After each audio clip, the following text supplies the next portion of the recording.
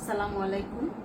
আমি নার্গিস আক্তার, সহকারী শিক্ষিকা, একই স্কুল। আমি আমার শিক্ষার্থীদের উদ্দেশ্যে আজকে এই ভিডিওটা করছি। প্রিয় শিক্ষার্থীরা, তোমরা কেমন আছো? আশা রাখছি ভালো আছো। তো কিছুটা আতঙ্কেও তোমরা আছো, কারণ করোনা ভাইরাস এখন সারা বিশ্বব্যাপী আতঙ্ক। তো আতঙ্কিত হওয়ার কিছু নেই, আল্লাহ ভরসা। আমরা সবাই ভালো থাকবো, একটু সচেতনভাবে থাকতে হবে। তোমরা অবশ্যই সাবান পানি দিয়ে হাত ধুবে, কাশি শিষ্টাচার মেনে চলবে, রুমাল বা টিস্যু ব্যবহার করবে। আর যখন যদি খুব বেশি প্রয়োজন হয়, যদি বাইরে যেতে হয়, তাহলে আমরা কি করবো? মাস্ক ব্যবহার করব। আর প্রয়োজন না হলে আমরা যতটা সম্ভব ঘরে থাকার চেষ্টা করব। তো তোমাদের তো স্কুল হঠাৎ করে বন্ধ হয়ে গেল, আমাদের সাথে তোমাদের ভাবে কথা হয়নি। ক্লাসে আমরা তোমাদেরকে মানে কালকে থেকে বন্ধ হবে এই ধরনের নোটিশও দেওয়া হয়নি। তোমরা 17 মার্চ একটা প্রোগ্রাম হলো, প্রোগ্রামের জন্য বন্ধ ছিল, এরপর স্কুল বন্ধ হয়ে গেল যথারীতি। তো আমাদের যতই ব্যস্ততা থাকুক, যতই সমস্যা থাকুক, রোগ থাকুক, যাই থাকুক, বিপদ আপদ থাকুক, তার মধ্যে কিন্তু আমাদের যার যার দায়িত্ব, যার যে কাজ, সেটা কিন্তু করতে হবে। যেমন এই পরিস্থিতির মধ্যে কিন্তু তোমরা পড়ালেখা করে যাচ্ছ, যতটুকু কম বেশি যা হচ্ছে করছো। তো এখন হঠাৎ করে আমি চিন্তা করলাম, আমি একজন শিক্ষক হিসেবে আমারও দায়িত্ব তোমাদের সাথে কিছুটা শেয়ার করা, তোমাদের কিছু গাইডলাইন দেওয়া। কারণ দ্বিতীয় দফায় আবার স্কুল বন্ধ হচ্ছে, মানে 31 তারিখ পর্যন্ত ছিল, সেটা পুনরায় বৃদ্ধি করা হয়েছে সার্বিক পরিস্থিতির উপরে, যার জন্য আবার 10 দিনের জন্য আমরা আসলে ঘরমুখী হচ্ছি, দেখা হচ্ছে না তোমাদের সাথে। আর এই জন্য তোমরা যেহেতু স্কুল, কোচিং, প্রাইভেট সবকিছু থেকে যেহেতু তোমরা বঞ্চিত হচ্ছ, তো আমার মনে হচ্ছে তোমরা কিছুটা গাইডের থেকে, আমাদের কাছ থেকে গাইডলাইন পাচ্ছ না, বা কিছুটা সিদ্ধান্তহীনতায় ভুগছো। তো এর জন্যই আমি আজকে তোমাদের জন্য আজ এই আয়োজন করলাম। তো এখন আমি একজন ব্যবসা শিক্ষক হিসাবে তোমাদের যেই মূল বিষয় হিসাব বিজ্ঞান, ফিনান্স ও ব্যাংকিং এবং ব্যবসা উদ্যোগ, এটিতে আমাদের মূল বিষয়। এর মধ্যে আমি ফিনান্স ও ব্যাংকিং ক্লাস সবসময় নিচ্ছি, 9ম শ্রেণী এবং 10ম শ্রেণী। তো আমি আজকে তোমার সাথে একটু প্রথমে কথা বলে নিই, কারণ আমাদের ফিনান্স অ্যান্ড ব্যাংকিং যে সাবজেক্টটা, এটার মধ্যে আমাদের টোটাল বইতে 13টা অধ্যায় আছে। তো 13টা অধ্যায়ের মধ্যে ক্লাস 10-এ তো আমাদের এখন সামনে যে একটা পরীক্ষার কথা ছিল, সেটা হবে না। আমার মনে হয় সরাসরি নির্বাচনী পরীক্ষার কাছেই আমাদের প্রিপারেশনটা নিতে হবে। সেক্ষেত্রে আমাদের পুরো বইতেই আমাদের ধরে নিতে হবে, পড়তে হবে। এবং 9-10-এর সিলেবাস কিছুটা কাছাকাছি। আমরা জানি 9-এ আমরা কিছুটা, মনে করো 3টা অধ্যায় পড়ে এসেছি, এখন আমাদের সেইখানে আমাদের আরো 6টা অধ্যায় পড়তে হবে ফিনান্সের ক্ষেত্রে। আর ব্যাংকিং এর ক্ষেত্রে আমরা 2টা অধ্যায় পড়েছি, আর 4টা অধ্যায় অ্যাড হবে। আমাদের টোটাল 13টা অধ্যায়, যার মধ্যে 7টা অধ্যায় আছে আমাদের ফিনান্সের এবং 6টি অধ্যায় হচ্ছে আমাদের ব্যাংকিং এর উপরে। তো তোমরা জানো এখানে 11টা সৃজনশীল কোশ্চেন থাকবে এবং 6টা কোশ্চেনের অ্যান্সার আমাকে আসবে হচ্ছে আমাদের ফিনান্স পার্ট থেকে, এবং 5টা কোশ্চেনের আসবে হচ্ছে আমাদের ব্যাংকিং পার্ট থেকে। তো এই ফিনান্সের যে পার্টটা আছে, ব্যাংকিংটা তোমরা বাসায় কিছুটা গাইডের সহযোগিতায় করতে পারছো, কিন্তু ফিনান্সের যে বিষয়টা আছে, এখানে আমাদের 4টা চ্যাপ্টারই আছে ম্যাথে। তো ম্যাথের চ্যাপ্টারগুলো আসলে কিছু ছোটখাটো সমস্যা যা ক্লাসে আলোচনা করা হয়েছে, তারপরে তোমরা কিছুটা ক্লাস মিসিং হয়েছে, কারণ আমাদের জানুয়ারি মাসে ক্লাস শুরু হওয়ার পরে আমাদের দেখা গেছে ফেব্রুয়ারির দিকে আমরা এসএসসি পরীক্ষার জন্য আমাদের ক্লাস মিস গিয়েছে। তো সেখানে কিছু তোমাদের ল্যাকিংস আছে। আবার হঠাৎ করে এই ভাইরাসের কারণে কিছুটা ক্লাস বন্ধ হয়েছে। তো আমরা এর জন্য ভাবছি যে ম্যাথের যে টপিকসগুলো বা অধ্যায়গুলো, সেগুলো আমি তোমাদেরকে একটু ক্লাসের মাধ্যমে বোঝাবো এখানে বাসায়, চেষ্টা করছি আমি। তো তোমরাও আমাকে সহযোগিতা করবে, যেই বিষয়গুলো তোমরা বুঝবে না সেগুলো আমাকে তোমরা মেসেজ করবে। আমি আবার সেই ভিডিওটা শেষে তোমাদের মেসেজগুলো দেখে রিপ্লাই করার চেষ্টা করব।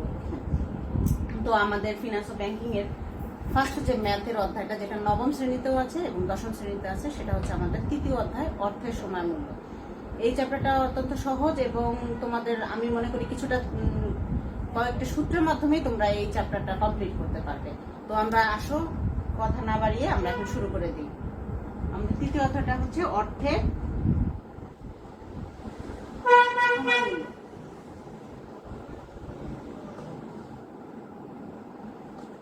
আচ্ছা, আমি বোর্ডটা আসলে ছোট, আমি অল্প করে লিখছি। চ্যাপ্টারটা তুমি সবাই পরিচিত। এখন আমাকে এই চ্যাপ্টারটার বিষয়ে অর্থের সময় মূল্য বলতে আমরা কি বুঝছি। অর্থ, এখানে দুইটা চ্যাপ্টারটা খেয়াল করলে আবার দেখা যাবে অর্থ প্লাস সময়ের কথা বলা হয়েছে, মূল্যের কথা বলেছে, 3টা জিনিস এখানে আছে। অর্থটার মূল্য ভ্যারি করে সময়ের উপরে। অর্থটা ভবিষ্যতের অর্থ এবং বর্তমানে অর্থের সময় মূল্য এক হবে না। অতীতে যে জিনিসের মূল্য ছিল 100 টাকা, সেই 100 টাকার ভ্যালু কিন্তু এখন 100 টাকা নেই। আমরা যে জিনিসটা 100 টাকা পূর্বে পেয়েছিলাম এখন কিন্তু সেটা পাচ্ছি না। সেটা হয়তো দাম বৃদ্ধি হয়েছে, আবার কিছু কিছু ক্ষেত্রে সেটা দাম কমে গিয়েছে, তাই না?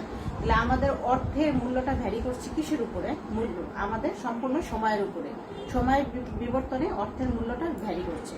তো অর্থের সময় মূল্য এই চ্যাপ্টারে আমাদের কিছু গাণিতিক অঙ্ক রয়েছে। সেটা হচ্ছে গাণিতিক বিষয়গুলোর মধ্যে আমাদের কিছু কিছু জিনিস জানতে হবে অর্থের সময় মূল্য সম্পর্কে। চ্যাপ্টারটা সম্পর্কে জানতে হলে এই চ্যাপ্টারটা আমাদের মধ্যে আসবে এই ধরনের যে আমাদের কাছে বর্তমান মূল্য আসবে, ভবিষ্যৎ মূল্য আসবে, এবং বর্তমান কোনো কোনো ক্ষেত্রে আমরা প্রকল্পের ক্ষেত্রে আমরা এই অর্থের সময় মূল্যটাকে বিবেচনা করব। তো আমাদেরকে এখানে কিছু কিছু অর্থ সম্পর্কে জানতে হবে, যেমন সময়, সুযোগ্য ব্যয়, প্রকল্প মূল্যায়ন। এই দুইটা বিষয় আমাদের খুব ভালোভাবে জানতে হবে। সুযোগ্য ব্যয় জিনিসটা কি? আমার কাছে বর্তমানে 5 লক্ষ টাকা আছে বা 50,000 টাকা আছে, যেটা দিয়ে তোমরা ভালো বোঝো। 50,000 টাকা আছে, সেটা আমি চিন্তা করলাম যে একটা প্রজেক্টে আমি খাটাবো। সেখানে খাটানোর পরে আমার দেখা গেল যে সে প্রজেক্টে আমি মূল্যায়ন প্রকল্প, এটা হচ্ছে একটা প্রকল্পতে আমি বিনিয়োগ করবো। তখন দেখা গেল যে আমি যখন এই 50,000 টাকা বিনিয়োগ করছি, বিনিয়োগ করার পর আমি আমার কর্মচারী বেতন দেবো, আমি বিভিন্ন ইনভেস্ট করবো, আমি এটা থেকে যে সুযোগ সুবিধা পাবো, পাওয়ার পরে আমি দেখলাম যে সেখান থেকে আমার লাভের পরিমাণ আসতেছে 40,000 টাকা বা আরো কম। তো আরেকটা প্রকল্পে আমি এটা তো আমি সম্পূর্ণ প্রাথমিকভাবে ধারণা করে নিচ্ছি, ম্যাথ করে বা ধারণা করে নিব, এবং আরেকটা প্রকল্পে আমি বিনিয়োগ করলে দেখা গেছে যে আমার সেখানে বেনিফিট আসবে 60,000 টাকা। তো এখন দেখা গেছে ওখান থেকে আমি 30,000 টাকা বেনিফিটেড হবে, এখান থেকে আমি 60,000 টাকা। তো সেক্ষেত্রে দুইটা প্রকল্পে আমার অপশন থাকবে বিনিয়োগ করার ক্ষেত্রে। সেক্ষেত্রে আমি কি করলাম, চিন্তা করলাম যে আমি 60,000 টাকা যেখানে আমি পাবো সেখানে আমি বিনিয়োগ করবো, সেই প্রকল্পে আমি বিনিয়োগ করবো। সেই ক্ষেত্রে আমি ওই প্রকল্পটাকে বাদ দিব। ওই প্রকল্প থেকে যে আমি সুবিধাটা পেতাম সেটা থেকে আমি পুরোপুরি বঞ্চিত হব, আমি একটা প্রকল্প গ্রহণ করবো। সেই প্রকল্পটাকে আমি যে বাদ দিলাম, সেটা যে সুবিধা পাওয়ার বিষয়টা ছিল সেটাই হচ্ছে আমার জন্য সুযোগ্য ব্যয়। আর প্রকল্প কি তোমরা বুঝতে পারলে যে আমরা একটা কোথাও বিনিয়োগ করতে গেলে বিনিয়োগ করবো, সেক্ষেত্রে দুটা ক্ষেত্র থাকবে। সেক্ষেত্রে যে কোনো একটা প্রকল্পে আমি বিনিয়োগ করবো, একটা প্রকল্পকে আমি ছাড় দিব। সেটা হচ্ছে প্রকল্প যেখানে আমরা বিনিয়োগ করবো। আর প্রকল্প মূল্যায়ন করার জন্য আমার এই গাণিতিক কাজগুলো করতে হবে। তাহলে অর্থ, সময় মূল্য, ম্যাথগুলো করতে হলে আমাকে জানতে হবে কি? সুযোগ্য ব্যয়, প্রকল্প আর প্রকল্প মূল্যায়ন। এই তিনটা বিষয়ের উপর ভিত্তি করে আমরা অর্থায়নের সিদ্ধান্ত গ্রহণ করবো। এখন আমরা একটু ম্যাথে চলে যাই, ঠিক আছে? ম্যাথে চলে যাওয়ার জন্য সর্বপ্রথম আমাকে জানতে হবে কিছু কিছু বিষয়।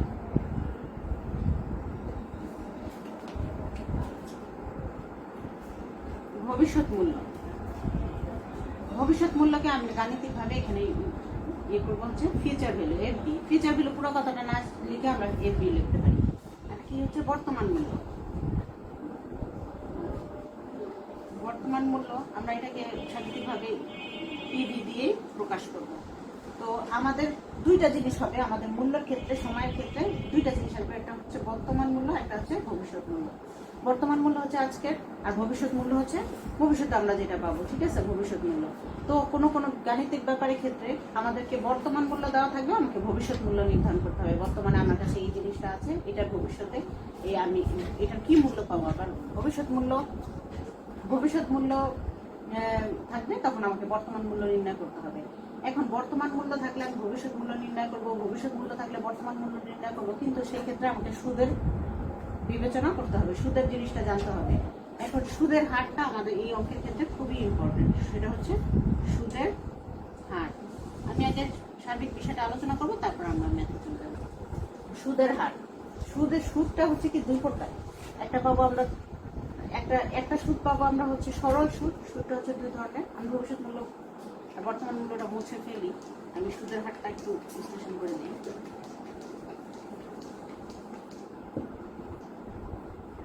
সুদ আমাদের বিভিন্ন প্রকার সুদ আছে, কিন্তু এই ম্যাথের ক্ষেত্রে আমি শুধুমাত্র আমি যে ম্যাথের মধ্যে আমার যে সুদের প্রয়োজন হবে সেই সুদগুলো আমি চিন্তা করবো। সুদকে আমরা এখন অন্য কিছুই চিন্তা করবো না, সুদকে আমরা শুধুমাত্র চিন্তা করবো সুদ হচ্ছে একটা হচ্ছে সরল সুদ, একটা হচ্ছে আমার চক্রবৃদ্ধি সুদ। এখন আমরা সুদের সব কিছু ভুলে যাব, শুধু চিন্তা করবো যে সুদ দুই প্রকার, একটা হচ্ছে সরল সুদ আর একটা হচ্ছে চক্রবৃদ্ধি সুদ। একটা হচ্ছে সরল সুদ আর একটা হচ্ছে চক্রবৃদ্ধি সুদ। এই দুটো জিনিস চিন্তা করে আমি আগাবো। সরল সুদ কোনটা?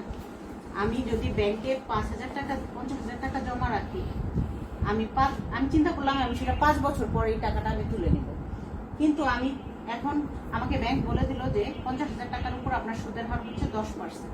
50,000 টাকার উপর আপনি বছরে 10% করে সুদ পাবেন।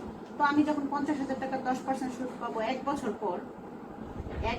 পর আমার সুদ হবে 10% সুদে আমার সুদ হবে 5,000 টাকা। এখন দ্বিতীয় বছরেও আমি সুদ পাবো 5,000 টাকা, তৃতীয় বছরেও আমি সুদ পাবো 5,000 টাকা। তার মানে আমার সুদের হারটা কিন্তু চেঞ্জ হচ্ছে না, 10%। আমার মূল টাকার উপরে সুদ হচ্ছে 50,000 টাকার উপরে সুদ হচ্ছে 5,000 টাকা, এবং এটা প্রতি বছরে 5,000 করে পাবো। সেক্ষেত্রে আমার সুদটা দেওয়া হচ্ছে কিসের উপরে? আমার সুদটা হচ্ছে আমার মূল টাকার উপরে। মূল টাকার উপরে যে সুদটা দেওয়া হবে, হার কিন্তু একই থাকবে। মূল টাকার উপরে যে সুদটা আমি প্রতি বছর পাবো, সেটা 3 বছর মেয়াদি হলে 3 বছর, 4 বছর মেয়াদি হলে 4 বছর, 5 বছর মেয়াদি হলে 5 বছর। মেয়াদ সেক্ষেত্রে কোনো ফ্যাক্ট না, কিন্তু আমি প্রতি বছরেই কিন্তু আমি 5,000 টাকা সুদ পাবো। কিন্তু চক্রবৃদ্ধি সুদের ক্ষেত্রে কিন্তু আমার মূল টাকা হচ্ছে আমার 50,000। আমি এই টাকাটাকেই দেখাবো, এই সুদের হার 10%ই থাকবে। আমার সুদের হার আমি 10% সিলেক্ট করবো। 50,000 টাকার উপরে আমি সুদ পাবো, 50,000 টাকা সুদ পাবো প্রথম বছরে আমি সুদ কিন্তু পাচ্ছি কত? 5,000। এই প্রথম বছরে আমার সুদ কিন্তু 5,000 টাকা থাকবে। কিন্তু দ্বিতীয় বছরে, যেহেতু আমার চক্রবৃদ্ধি, দ্বিতীয় বছরে আমার কিন্তু মূল টাকা আর 50,000 থাকছে না, আমার এই সুদটা এখানে চলে আসবে। এই সুদটা চলে আসার পর আমার মূল টাকা হয়ে যাবে কত? 55,000। এখন কিন্তু সুদ আমি দ্বিতীয় বছর কিন্তু আমি 55,000 টাকার উপরে সুদ পাবো। তখন আমার সুদের পরিমাণ কত বেড়ে গেল? দ্বিতীয় বছরে কিন্তু আমার সুদের পরিমাণ হয়ে গেল 5,500 টাকা। তৃতীয় বছরে কিন্তু আমার মূল টাকা আর 55,000 থাকছে না, সেই ক্ষেত্রে আমার আরো 5,500 টাকা যোগ হয়ে যাচ্ছে। যোগ হলে আমার কত হবে? 5,500 টাকা হয়ে যাওয়ার পরে আমার এখানে কিন্তু আমি 55,000 টাকা না, তখন আমি 60,500 টাকার উপরে সুদ পাবো। তাহলে চক্রবৃদ্ধির ক্ষেত্রে আমরা কিন্তু তুলনামূলকভাবে দেখছি যে আমার সুদের পরিমাণ বাড়ছে। তো মূল সরল, তাহলে আমরা এতটুকু বুঝতে পারছি যে সরল সুদ কোনটা? সরল সুদ হচ্ছে আমার মূল টাকার উপরে যেই হারে আমার প্রতি বছর একই হারে যে সুদটা আসবে, সেটা হচ্ছে আমার সরল সুদ। আর চক্রবৃদ্ধি সুদ হচ্ছে আমার মূল টাকার উপরে মূল টাকার সাথে আমার হচ্ছে সুদের পরিমাণ যোগ হয়ে আমার যে টাকাটা আসবে সেটার উপরে পরবর্তী বছরে আমি সুদ পাবো। তাহলে আমার চক্রবৃদ্ধি সুদ হচ্ছে আমার হচ্ছে মূল টাকা প্লাস সুদের টাকা দুটো যোগ করে তার উপরে হচ্ছে আমি সুদ পাবো হচ্ছে চক্রবৃদ্ধি সুদের ক্ষেত্রে। আর সরল সুদের ক্ষেত্রে আমি কিন্তু মূল টাকার উপরেই বছরান্তে আমি সুদ হচ্ছে আমার সুদের পরিমাণটা নির্ণয় হচ্ছে। ঠিক আছে?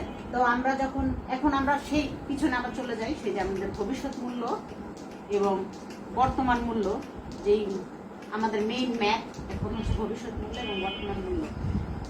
ফিনান্সের 3য় অধ্যায় অর্থের সময় মূল্য 4টা বেসিক রুলস, 5টা, কিন্তু যেটা হচ্ছে ভবিষ্যৎ মূল্যের সরল সুদের ক্ষেত্রে একটি, ভবিষ্যৎ মূল্য চক্রবৃদ্ধির ক্ষেত্রে একটি, এবং বর্তমান মূল্যের সরল সুদের ক্ষেত্রে একটি, চক্রবৃদ্ধি সুদের ক্ষেত্রে একটি। আর হচ্ছে আমাদের আর্নিং পার শেয়ার উপরে একটা সূত্র আছে, কিন্তু আমাদের মানে এখন যেই সিলেবাস, সেই সিলেবাসে আমাদের এখন আর সেই সূত্রটার প্রয়োজন নাই। আমরা এখন 4টা সূত্র সম্পর্কে শিখব। তো 4টা সূত্র সম্পর্কে শিখবো যেহেতু, এখন আমি প্রথমে ভবিষ্যৎ মূল্য নিয়ে শিখবো।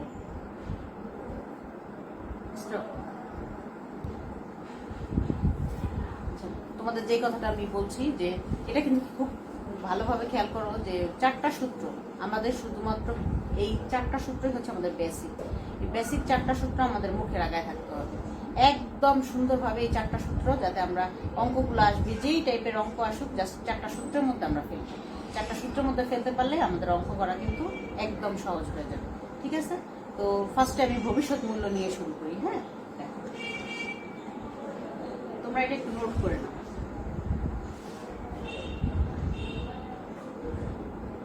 সূত্রগুলো একদম সুন্দর করে নোট করে। তোমাদের বোর্ডে বুঝতে কেমন হচ্ছে, মানে দেখতে পাচ্ছ কিনা ভালোভাবে, আমি আসলে বুঝতে পারতেছি না, কারণ আমি তো এটা হচ্ছে তোমাদের জন্য হঠাৎ করে শুরু করা, এরকম ভাবে মানে প্রিপারেশন নাই যে বড় বোর্ড নিয়ে শুরু করব। তো আস্তে আস্তে করব, দেখি এইভাবে কন্টিনিউ প্রথমে শুরু করলাম, আস্তে আস্তে এইভাবে কন্টিনিউ করবো। তো ভবিষ্যৎ মূল্য নির্ণয়ের ক্ষেত্রে ভবিষ্যৎ মূল্য আগেই তো তোমাদের বললাম, ভবিষ্যৎ মূল্যটা আমরা কিভাবে নির্ধারণ করবো। ভবিষ্যৎ মূল্যটাকে আমি ফিউচার ভ্যালু দিয়ে, আমাদের ভবিষ্যৎ মূল্য ফিউচার ভ্যালু লেখার দরকার নেই, এফবি লিখলেই যথেষ্ট, তোমরা এফবি। আর প্রথম সূত্রটা আমি দিচ্ছি, এটা হচ্ছে সরল সুদের। তো সরল সুদের ক্ষেত্রে তোমাদের আমাদের এফভি সমান সমান পিভি। পিভি মানে একটু আগে বলেছিলাম তোমাদের প্রেজেন্ট ভ্যালু।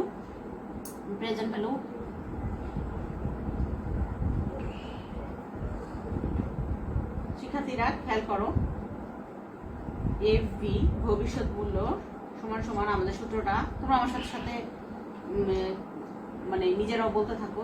পিভি ব্র্যাকেট এবং 1 প্লাস এই আই ব্র্যাকেট ক্লোজ করে আমাদের এন।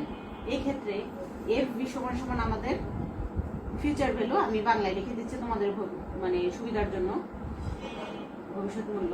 কারণ আমাদের এখন যেহেতু আমাদের থিওরিগুলো বাংলায় লিখতে হচ্ছে, আমাদের কিন্তু অঙ্কটা আমাদের বাংলায় লিখতে হবে। আমরা ক্যালকুলেশন করব, ক্যালকুলেটারে দেখা যায় অনেকে বাচ্চারা এটা ভুল করে থাকে যে ক্যালকুলেটার করছে ওরা ম্যাথটা ইংলিশে আর লিখতে হচ্ছে ওদের বাংলায়। এর জন্য আমি বাংলায় লিখে দিচ্ছি তোমাদের সুবিধার জন্য। পিভি হচ্ছে আমাদের প্রেজেন্ট ভ্যালু বা বর্তমান মূল্য, এক সূত্রের এক। আর আইটা আমাদের ক্ষেত্রে আইটা হচ্ছে আমাদের সুদের হারটা, সুদের হার প্রকাশ করা হয় আয় দ্বারা, সুদের হার। আর এন হচ্ছে আমাদের সময় বা মেয়াদ, এন হচ্ছে আমাদের মেয়াদ, সময়, যেটাই বলো তোমরা, ঠিক আছে। তো যখন আমরা দেখবো যে কোনো গাণিতিক বিষয়ে আমাদের বলবে যে বর্তমানে আমার কাছে টাকা আছে এত, আমি ভবিষ্যতে এত % সুদে এত বছর পর, সেক্ষেত্রে আমাদের বর্তমান মূল্যটা থাকবে, মানে আমার ফিউচার ভ্যালু বের করার ক্ষেত্রে বর্তমান মূল্যটা অবশ্যই থাকবে। আমার গাণিতিক ক্ষেত্রে সুদের হারটা থাকবে, সময়টা থাকবে, জাস্ট আমি ক্যালকুলেট করে আমার ফিউচার ভ্যালুটা আমি বের করবো। ফিউচার ভ্যালুটা আমি বের করতে হবে আমাদেরকে। তো এই সূত্রটা যদি তোমাদের বুঝতে সমস্যা হয় তোমরা আমাকে ইনবক্স করে দিও। আরেকবার দেখো সূত্রটা, এফবি সমান সমান পিভি ব্র্যাকেট 1 প্লাস আই আর হচ্ছে কি আমাদের এন। তো এফবি সমান সমান হচ্ছে ভবিষ্যৎ মূল্য, পিভি সমান সমান বর্তমান মূল্য, আই হচ্ছে সুদের হার দেওয়া থাকবে এবং এন হচ্ছে মেয়াদ বা সময়, ঠিক আছে। এখন আমরা ভবিষ্যৎ মূল্যের এটা শুধুমাত্র এই সূত্রটা যত যায় কিছু যেখান থেকে অঙ্ক আসুক, যেই বই থেকে অঙ্ক আসুক, যেই গাইড থেকে অঙ্ক আসুক, আর টিচার আমাদেরকে নিজে থেকে তৈরি করে দেয়, যেইভাবেই হোক না কেন ফিউচার বের করার সময় আমাদের সূত্র এইটা হবে শুধুমাত্র কোন ক্ষেত্রে, আমাদের সরল সুদের ক্ষেত্রে। তোমাদের কি সুদেরটা আগেই বুঝিয়ে দিয়েছি, সুদ জিনিসটা কি, সুদ কয়েক প্রকার শুধু মনে রাখতে বলেছি। একটা হচ্ছে চক্রবৃদ্ধি সুদ আর একটা হচ্ছে সরল সুদ। তো সরল সুদের ক্ষেত্রে পৃথিবীর যেই প্রান্ত থেকে ফিউচার ভ্যালু বের করতে বলুক না কেন, তোমরা এই সূত্রে বসিয়ে জাস্ট করে ফেলবে। এই ইনফরমেশন গুলো তোমাদের থাকবে, সেই অঙ্কটা মাস্ট তোমাদের এই 3টা ইনফরমেশন থাকবে, জাস্ট ক্যালকুলেট করে তোমরা ফিউচার ভ্যালুটা বের করে ফেলবে। সেটা হচ্ছে সরল সুদের ক্ষেত্রে, শুধুমাত্র সরল সুদের ক্ষেত্রে। তো ভবিষ্যৎ মূল্যের একটা তোমাদেরকে আমি প্রথমে বলেছি 4টা সূত্র আমরা একদম মুখস্থ করে ফেলবো। তো একটা সূত্র হচ্ছে ভবিষ্যৎ মূল্য বের করার সরল সুদের ক্ষেত্রে আমাদের এই সূত্রটা। এখন আমাদের সুদ যেহেতু 2 প্রকার, সরল সুদের সূত্রটা আমরা বের করে ফেললাম। এখন আমরা চক্রবৃদ্ধি সুদের সূত্রটা কি হবে সেটা আমরা জানি। তো জাস্ট প্রথমে সুদের কথাটা আমি মুছে ফেলি, এটা চক্রবৃদ্ধি লিখে নিই, খুব বেশি চেঞ্জ করতে হবে না। দেখো চক্রবৃদ্ধি সুদ, চক্রবৃদ্ধি সুদের ক্ষেত্রে আমার সূত্রটা জাস্ট আমি একটু চেঞ্জ করে দিব। সেই চেঞ্জটা কি হবে, আমার এখানে চক্রবৃদ্ধির ক্ষেত্রে কি হবে, চক্রবৃদ্ধির ক্ষেত্রে একটু শুধু চেঞ্জ হয় কি, আমাদেরকে হয়তো ওই ক্ষেত্রে আমার সরল সুদ মানে কি বছরে একবারই আমি সুদ পাবো সেরকম ছিল। আর চক্রবৃদ্ধির ক্ষেত্রে আমাদের কি হবে, সেটা বছরে 6 মাস পরেও হতে পারে, ত্রৈমাসিক হতে পারে, দ্বিমাসিক হতে পারে, বছরে 12 বার হতেও পারে, এরকম হতে পারে, ঠিক আছে। তো আমাদের এবার আমরা চক্রবৃদ্ধি সূত্রে চলে যাব। আমাদের ফিউচার ভ্যালুটা চক্রবৃদ্ধি সুদে আমরা কিভাবে বের করবো সেটা আমি দেখি। ফিউচার ভ্যালু, ফিউচার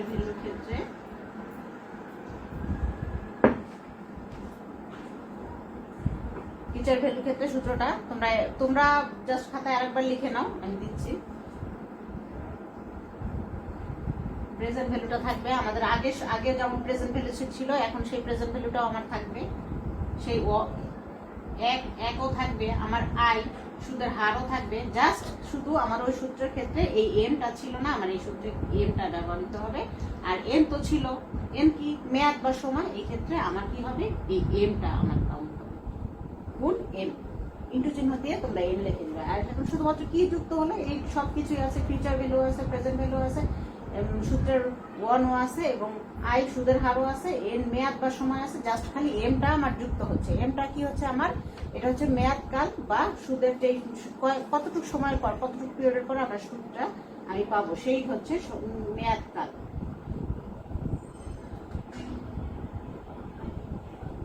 ঠিক আছে, এখন সেই আমার সূত্রটা, এই সূত্রটা একদম আমরা মুখস্থ করে ফেলি। তাহলে ভবিষ্যৎ মূল্যের ক্ষেত্রে যদি সরল সুদে অঙ্ক আসে তাহলে আমরা আগে সূত্রতে যাব, সূত্র নাম্বার 1-এ যাব।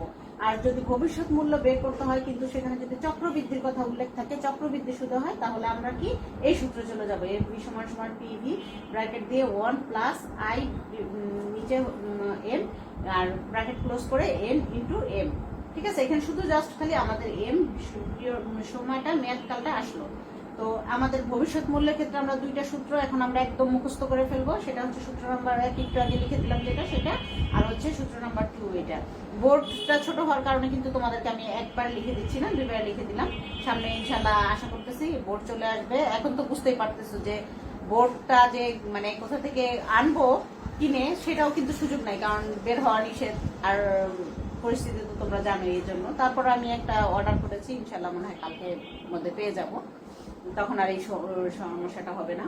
তো এখন আর ভবিষ্যৎ মূল্যের ক্ষেত্রে দুইটা জিনিস আমাদের কাছে ক্লিয়ার হয়ে গেল। এখন আমরা আমরা যখন আমাদের আবার বর্তমান মূল্য বের করতে হবে, ভবিষ্যৎ মূল্য দেওয়া থাকবে, যেমন আমি চাচ্ছি ভবিষ্যতে আমি এত টাকা পাবো, ভবিষ্যতে এই টাকাটা আমি বেনিফিটেড হতে চাচ্ছি, এখন আমি ক্ষুদ্র ক্ষুদ্র করে জমিয়ে ভবিষ্যতে যে টাকাটা পাবো সেইটার জন্য আমি কিভাবে আবার আগাবো, সেই ম্যাথটা আমি কিভাবে করবো, সেখানে চলে যাই। তাহলে আমাদের এই সূত্রটা তোমাদের তোলা হয়ে গেছে নিশ্চয়ই। এখন তোমরা এটা মুছে ফেলো, আমি মুছে ফেলতেছি, তোমরা এখন পরবর্তীতে চলে আসো আমার 3rd নাম্বার সূত্রতে। সেক্ষেত্রে আমরা হচ্ছে বর্তমান মূল্য নির্ধারণ করবো। তাহলে আসো, বর্তমান মূল্য,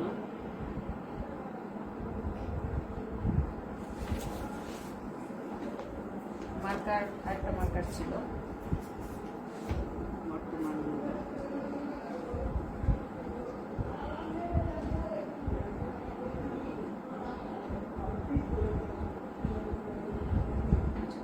বর্তমান মূল্যের ক্ষেত্রেও কিন্তু আমার দুইটা সুদের কথা চিন্তা করতে হবে। বর্তমান মূল্যের ক্ষেত্রেও আমরা দুইটা সুদের কথা চিন্তা করতে হবে, একটা সরল সুদের কথা, একটা হচ্ছে কি চক্রবৃদ্ধি সুদের কথা। তো বর্তমান মূল্যের ক্ষেত্রে আমরা বর্তমান মূল্য আমরা পিভি প্রেজেন্ট ভ্যালু দিয়ে আমরা বর্তমান মূল্য তো জানি আমাদেরকে বের করতে হবে। আমরা তখন ফিউচার ভ্যালু বের করলাম, এখন আমরা বর্তমান মূল্য বের করবো। খেয়াল করো তোমরা একটু, যে জিনিসটা না বুঝবে অবশ্যই কিন্তু আমাকে ইনবক্স করবে।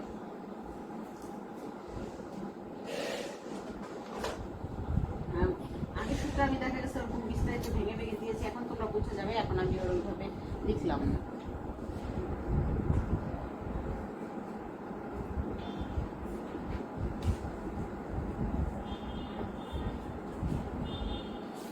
এই মার্কেটটা একটু ডিস্টার্ব করতেছে দেখে। তো এইটা হচ্ছে, এই সূত্রটা আমাদের পিভি, পিভি হচ্ছে প্রেজেন্ট ভ্যালু, তোমরা ওইখানে দেখেছো, পিভি হচ্ছে present value, present value equal to, এটা আমরা বের করবো কিভাবে, ফিউচার ভ্যালু।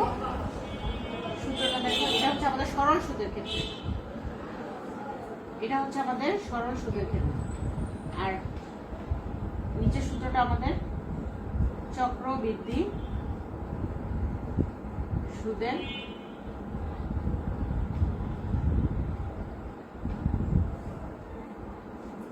ঠিক আছে।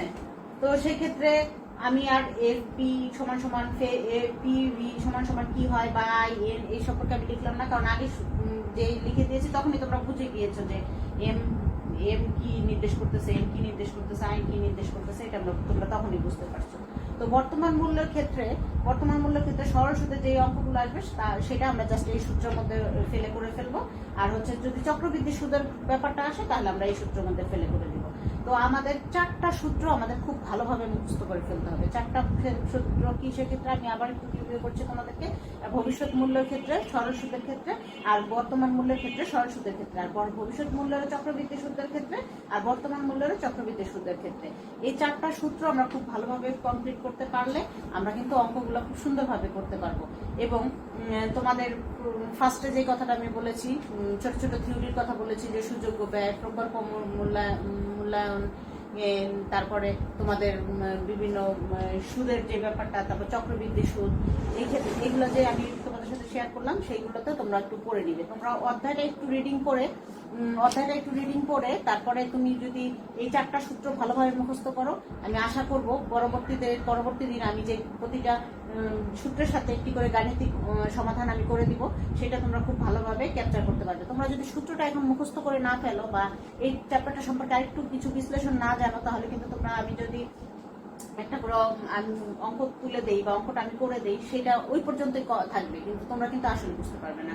তো তোমরা আজকে ক্লাসে যা হয়েছে, যা করালাম আমি, এই জিনিসগুলো তোমরা বারে বারে একটু নিজেরা রিপিট করে করে দেখবে এবং নিজেরাও নিজেদের বই থেকে একটু জানবে। তো আমি নেক্সট দিন আমি আশা করতেছি যে তোমাদের 4টা সূত্রের ক্ষেত্রে আমি 4টা বেসিক অঙ্ক তৈরি করে, অঙ্কটা থাকবে এবং আমি সাথে সাথে তোমাদেরকে এটা নেক্সট ক্লাসে আমি করিয়ে দিব। একটি বেসিক অঙ্কের সাথে রুলস দিয়ে আমি 4টা রুলস যেভাবে আছে, 4টা রুলসের সাথে 4টা বেসিক অঙ্ক তৈরি করে আমি তোমাদেরকে করে দিব এবং তোমাদের সেইভাবে করতে হবে। এবং তোমরা অবশ্যই এটা খেয়াল রাখবে। আমি তো আশা করছি তোমরা নবম দশম শ্রেণীর ছাত্রীরা, তোমরা অবশ্যই নিজের ক্ষেত্রে বুঝতেছো তোমার কতটুকু পড়ালেখা করতে হবে বাকি। তো সেই ক্ষেত্রে আমি তোমাদের গার্ডিয়ানদের জন্য আমি একটি মেসেজ দিচ্ছি যে তারা যাতে তোমাদেরকে অবশ্যই সহযোগিতা করে। এবং আমাদের বাসায় এখন এরকম একটা দুর্যোগপূর্ণ অবস্থার মধ্যে, সবাই বাসার মধ্যে, যে দেখা গেছে বাবা অফিসে যাচ্ছে না বা মা যেই প্রফেশন আছে সেখানে যাচ্ছে না, বাসায় সবাই অনেক সব সদস্যরা বাসায় আছে, এর জন্য বাসার মধ্যে পড়ার পরিবেশটা একটু কম থাকতে পারে। কিন্তু গার্জিয়ানদের উচিত হবে অবশ্যই বাচ্চাদেরকে একটি পড়ার সুষ্ঠু পরিবেশ তৈরি করে দেওয়া। এবং তোমাদেরকে গার্জিয়ানদের বলবো আমি যে বাচ্চাদেরকে আতঙ্কিত না করে তাদেরকে সচেতনতা সম্পর্কে বুঝিয়ে দিয়ে তাদের যে দায়িত্বটা, সেটা হচ্ছে পরিষ্কার পরিচ্ছন্ন থেকে নিজেদের পড়াশোনা করা এবং নিজেদের রুটিন মাফিক চলা, সেটা যাতে তারা করে, আপনারা সেই ব্যাপারে সহযোগিতা করবেন। এবং আপনারা যদি আমাদেরকে, বাচ্চাদেরকে এভাবে সহযোগিতা করেন আর বাচ্চারাও যদি পড়াশোনায় মনোযোগ দেয় এবং আমাদেরকে একটু ফলো করে, তাহলে ইনশাল্লাহ আমাদের এই চেষ্টা, যে আমরা যে জন্য আসলে এইভাবে ক্লাস নিচ্ছি বা ইচ্ছা পোষণ করতেছি যে সামনে আগামীতে নিব, সেটা আসলে সার্থক হবে আপনাদের সহযোগিতা পেলে। তো আমি আশা করব আমার নেক্সট ক্লাসে বাচ্চারা, তোমরা অবশ্যই নেক্সট ক্লাসে আমার এটা ভিডিওটা তোমরা দেখবে এবং তোমরা যদি এখান থেকে উপকৃত হয়, সেটাই আমার আসলে সার্থকতা। তো আল্লাহ হাফেজ, ভালো থাকো সবাই, খুদা হাফেজ, ধন্যবাদ।